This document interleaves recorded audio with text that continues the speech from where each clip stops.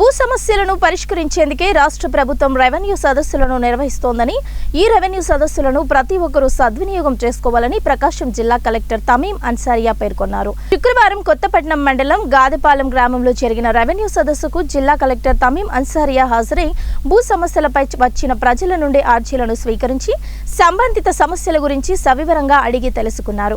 ఈ సందర్భంగా జిల్లా కలెక్టర్ మాట్లాడుతూ ఎక్కువ శాతం అర్జీలు రెవెన్యూ సమస్యలపైనే వస్తున్నాయని, ఈ విషయాన్ని గుర్తించిన ప్రభుత్వం సమస్యల పరిష్కారానికి రెవెన్యూ సదస్సులకు శ్రీకారం చుట్టిందని తెలిపారు. జిల్లాలోని అన్ని రెవెన్యూ గ్రామాల్లో సదస్సులను నిర్వహిస్తున్నామని చెప్పారు. వీలైనంత వరకు అక్కడికక్కడే సమస్యలను పరిష్కరించేందుకు ప్రాధాన్యతను ఇస్తున్నామని చెప్పారు. అన్ని శాఖల అధికారులను రెవెన్యూ సదస్సుల వద్ద అందుబాటులో ఉంచామని తెలిపారు. ప్రజలు ఈ రెవెన్యూ సదస్సులను సద్వినియోగం చేసుకోవాలన్నారు. ఈ రెవెన్యూ సదస్సులో కుల ధృవీకరణ సర్టిఫికెట్ కొరకు మరియు ఫ్యామిలీ మెంబర్ సర్టిఫికెట్ కొరకు దరఖాస్తు చేసుకున్న వారికి పరిశీలన చేసి సంబంధిత సర్టిఫికెట్స్ ను జిల్లా కలెక్టర్ సంబంధిత అర్జీదారులకు అందజేయడం జరిగింది. ఈ కార్యక్రమంలో ఒంగోలు రెవెన్యూ డివిజన్ అధికారి లక్ష్మీ ప్రసన్న, తహసీల్దార్ మధుసూదన్ రావు, రెవెన్యూ సిబ్బంది, సచివాలయం సిబ్బంది, గ్రామ ప్రజలు తదితరులు పాల్గొన్నారు.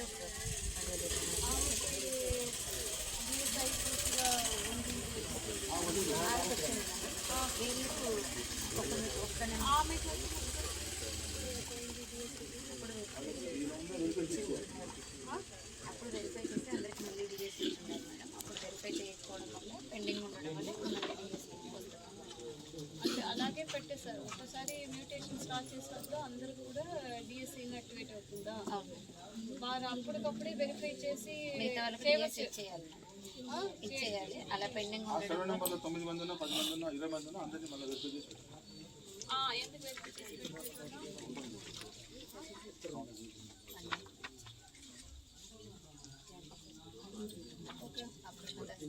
అన్నీ ఒకసారి వెరిఫై చేసి డిఎస్సీ ఇచ్చేసి ఉంటే ఇలా పెండింగ్ ఉండేది కదా.